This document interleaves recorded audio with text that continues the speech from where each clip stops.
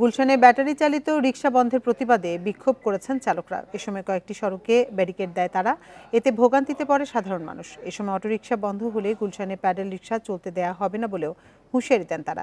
শনিবার দুপুরে গুলশান ও আশপাশের কয়েকটি সড়কে বিক্ষোভ চলাকালে হাতাহাতির ঘটনা ঘটেছে বলেও অভিযোগ উঠেছে। বান্ডেল থাকলে প্রতি সেনমানিতে টাকা বাঁচবে। বিকাশ সেনমানি বান্ডেল কিনে জিতুন প্রতি লেনদেনে।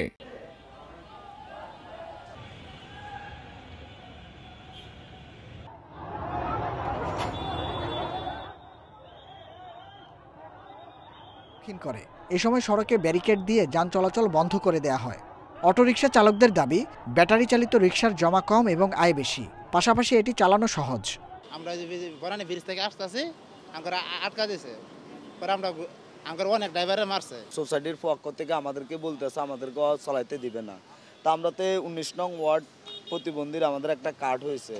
ব্যাটারি চালিত রিকশা বন্ধ হলে গুলশানে অন্য কোনো রিকশা চলতে দেয়া হবে না বলেও হুঁশিয়ারি দেন তারা। বিক্ষোভকারীদের অভিযোগ, গুলশান সোসাইটি রিকশা চলাচল সীমিত করে একটি সিন্ডিকেট করতে চাইছে। দীর্ঘদিন ধরেই তো চালাইতেছি, এখন মনে হঠাৎ করে সোসাইটি ওরা বন্ধ করে দিতেছে, এটা কোনো যুক্তির মতো হয় না। সিটি কর্পোরেশন বন্ধ করলে এই রিক্সাটা বন্ধ হবে, তাছাড়া তো বন্ধ করার কোনো দেখি না। ট্রাফিক পুলিশ বলছে, জনভোগান্তি তৈরি করে অবৈধ বাহন সড়কে চলার সুযোগ নেই। তাদের প্রত্যেকের হাতে প্রায় লাঠি সোটা ছিল, প্রায় আনুমানিক 150 থেকে 200 জন লোক হবে। আমি ওখানে ছিলাম এবং আমি তাদের সাথে কথা বলি।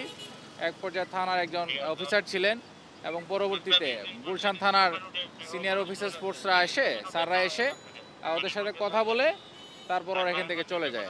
বিক্ষোভকারীরা গুলশান সোসাইটির প্যাডেল চালিত রিকশা চালকদের ওপর হামলা চালিয়েছে বলেও অভিযোগ উঠেছে। Nahid Kamal, independent news, Dhaka.